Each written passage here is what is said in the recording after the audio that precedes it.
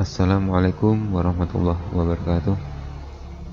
Salam seduluran buat para pemirsa dimanapun Anda berada. Jumpa lagi bersama channel Duha Elektronik, yang mana video kali ini video yang akan Duha Elektronik bagikan yaitu saat memperbaiki TV LCD ya, mereknya Flyco, TV Cina ini ya. Kata empunya ini biasanya dipakai untuk monitor CCTV, gitu ceritanya. Pada intinya TV itu dibawa ke sini karena rusak ya, yang jelas ya. Jadi minta untuk dibaiki gitu. Baiklah para pemirsa, langsung saja kita simak video berikut ini. Tentunya masih bersama Om Tarom sebagai penerjemahnya.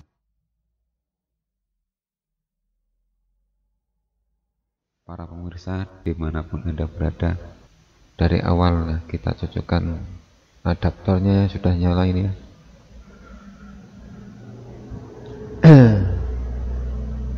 Kita cocokkan ke TV-nya ini. Nah, kita start ya. Nah, ternyata lampu merah, silau ini enggak terlalu kelihatan ya. Lampu merah menyala. Setelah dipencet power, lampu biru menyala sebentar, kembali lagi ke merah gitu. Baiklah para pemirsa, mari kita bongkar. Ini kecurigaan saya ada di adaptor ini ya. Sepertinya kita cek dulu aja. Kita bongkar. Kita congkel biar bisa terbongkar, karena dimana nggak bisa bongkar, di situ nggak bisa nyervis ya. Kalau tukang servis elektronik harus bisa bongkar, intinya bongkar dulu. Jadi setelah kita bongkar, ini terdapat ada elko yang hamil ya, elko melembung. Melembung, ya pelembungan aja, elko. Kita coba lepas dulu aja pemirsa ya. Tapi sepertinya harus diganti nih ya. Kalau melihat dari fisiknya ini sudah tidak bisa dipakai ya, sudah jelas rusak ini. Nah, kita coba zoom ya. Kelihatan membung ya pemirsa ya. Baiklah, langsung kita lepas aja ya. Coba kita lepas, kita ganti. Nah, ini elko yang orisinil ya, nilainya 25 volt 1000 mikro ya, 1000 F. 25 volt 1000 mikro. Nah, kita carikan dulu untuk penggantinya ya. Nah, ini sudah dapat.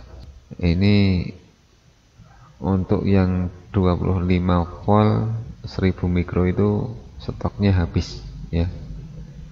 Stoknya pas habis. Jadi karena habis, ini saya ganti dengan elko ukuran 35 volt 1200 mikro ya. Jadi penggantinya 35 volt 1200 mikro. Tapi tidak masalah. Seperti adat biasanya,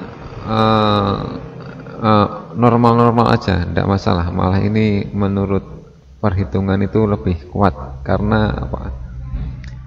Daerah Kaltim ya, ini memang tegangannya itu naik turun. Jadi kadang-kadang elko yang ukurannya pas-pasan itu akan cepat rusak gitu.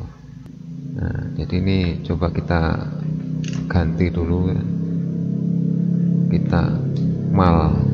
Nah, kita pasang, tapi kok bodinya ini besar dan tinggi yang yang penggantinya ya daripada yang orisinilnya. Tapi tidak masalah, coba kita akali aja, yang penting bisa dipasang ya. Tingginya itu kan tinggi elko daripada trafo, sedangkan tutupnya kan nanti harus rapat ya, rapat. Nah, kita bisa ukur ya tingginya tuh. Nah, mungkin untuk solusinya biar bisa dipasang kita harus pakai yang kakinya masih utuh ya, yang belum dipotong. Jadi elko yang utuh, yang belum dipotong. Kita carikan dulu elko yang utuh kakinya, yang maksudnya yang masih panjang-panjang. Nah, seperti ini contohnya. Nah, jangan lupa ini dibersihkan dulu. Jadi biar mudah masuk ya, masuk ke lubang PCB-nya. Jadi istilahnya kalau orang Jawa ini direko-reko ya, direko-reko biar bisa masuk. Nah, kalau masalah ukurannya enggak, ukuran nominal ya, nominal ukuran anunya enggak masalah, cuman ini permasalahannya di body. Jadi ini permasalahannya sekali lagi di bodinya. Nah, mungkin untuk mengakalinya, untuk alternatifnya ya, mungkin bisa dipasang kayak gini, miring gini, tidak apa-apa, tidak masalah. Yang penting kakinya terhubung, bisa disolder dan enggak ganggu komponen yang lain ya. Nah, kalau kita rubuhkan begini kan rata dengan trafo ya, malah hampir tinggi trafonya. Jadi bisa dipastikan ini nanti bisa ditutup rapat ya.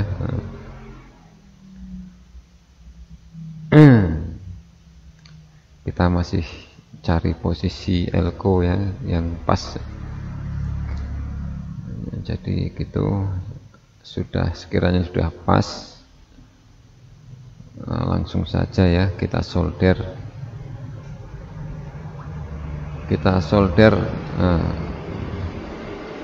Jangan lupa untuk area yang lain ya, mungkin jalur-jalur yang lain kalau kelihatan ada yang longgar-longgar ya, kita solder ulang juga. Jadi biar kuat ya.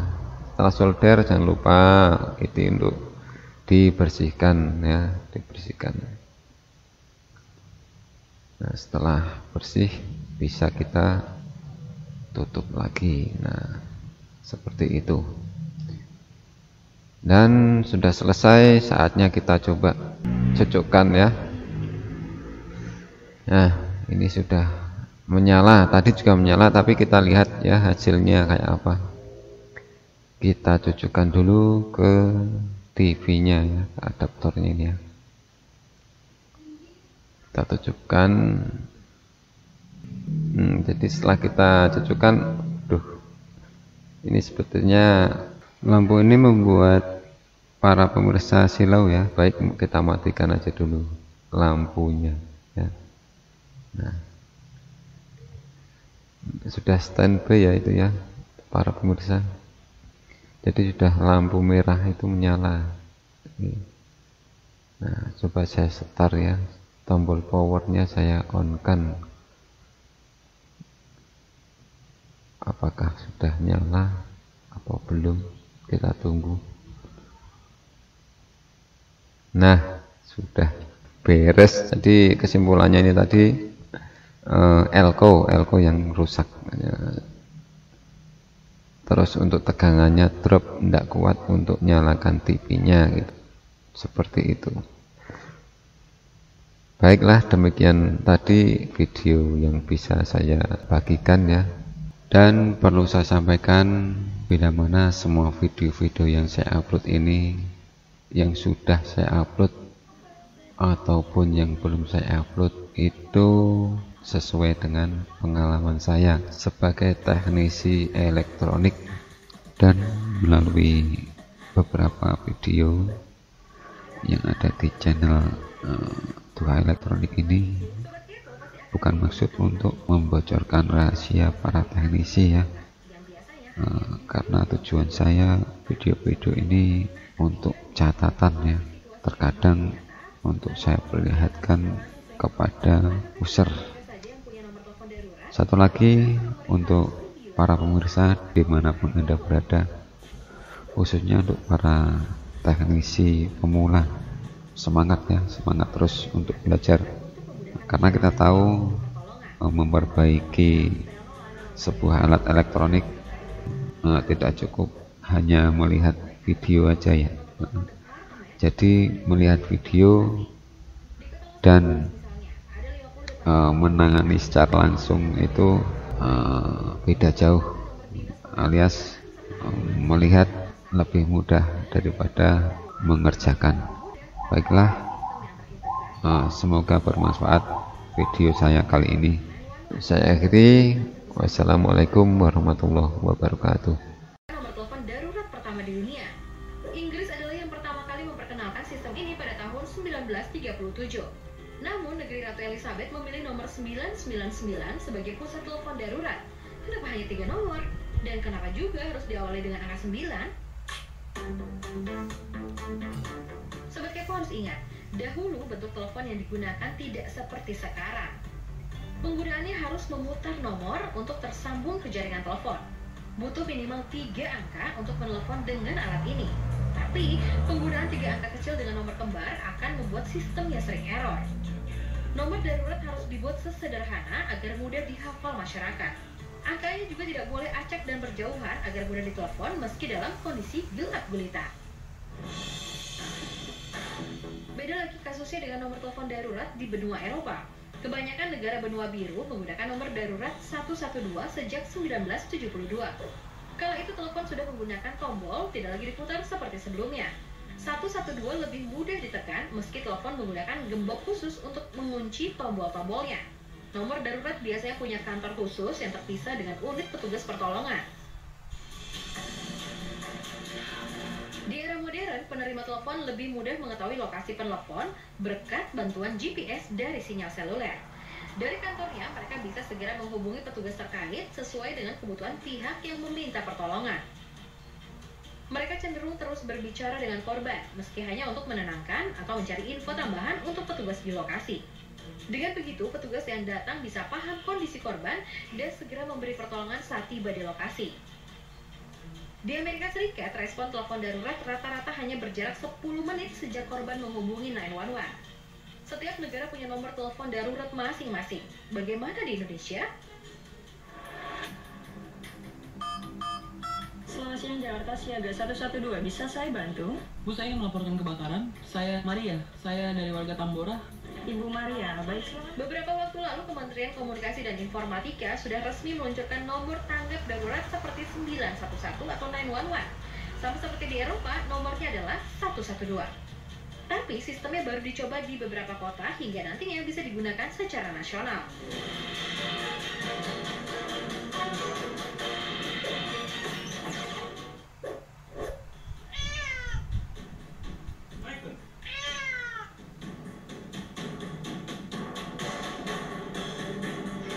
Kucing hitam membawa sial. Mitos ini tentunya udah familiar banget kan di telinga Sobat Kepo? Mitos yang beredar mengatakan kalau kita nabrak kucing hitam, pasti kita akan sial. Tapi benar nggak sih mitos ini? Kan kasihan kucingnya kalau nggak tahu apa-apa, dibilang pembawa sial.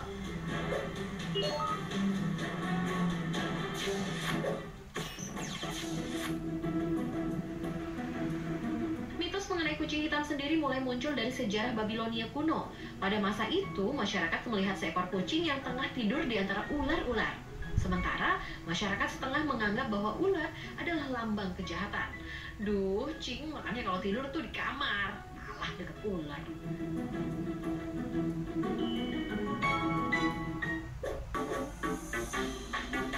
Nah, tapi nih, sebenarnya banyak negara yang menganggap kucing hitam itu membawa keberuntungan loh. Contohnya di Jepang dan Skotlandia, kucing hitam dianggap sebagai pembawa keberuntungan dan kemakmuran. Bahkan di Jepang, kucing hitam juga dianggap sebagai pelancar jodoh untuk wanita.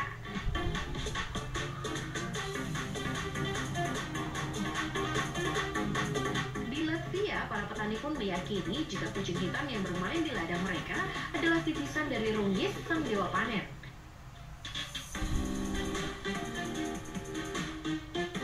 Dan di Mesir, kucing hitam dianggap sebagai personifikasi Dewi Bas, Dewi Perlindungan.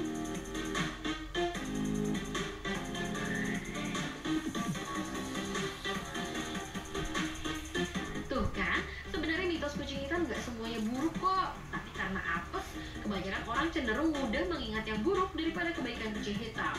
Aduh, semangat ya, Cing. Terkait mitos bahwa kucing membawa sial atau bahkan keberuntungan, belum ada penelitian yang dapat membuktikan kebenaran mitos tersebut. Namun, karena alasan orang lebih percaya bahwa kucing hitam membawa sial, kucing hitam jadi jarang diminati dan sering mendapat perlakuan buruk. Wah, kasian banget ya. Semoga setelah menonton tayangan ini, nasib kucing hitam berangsur membaik ya. Semangat, Cing!